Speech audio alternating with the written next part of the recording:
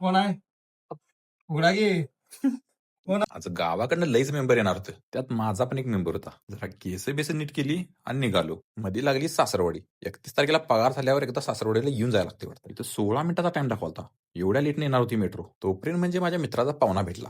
ह्याला पाहिजे होतं पाणी. माझ्या मित्राच्या पाहुण्याला एवढी समज आहे की त्याने स्वतःहून बाटलीचं टोपान काढलं.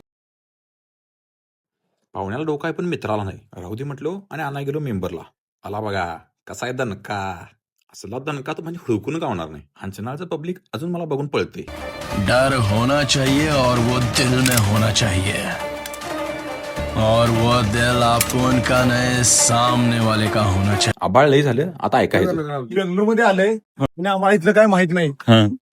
किरण पाटील भाऊ आम्हाला मदत करायला चपला इथे.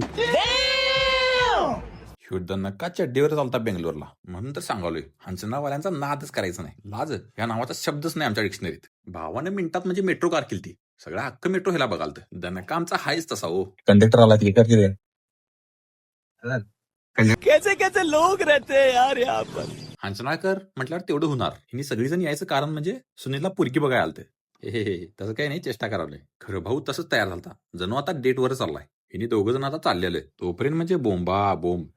ह्याला दार झाकतेला पण दिसना. मला वाटलं आता हिची वाजत्या.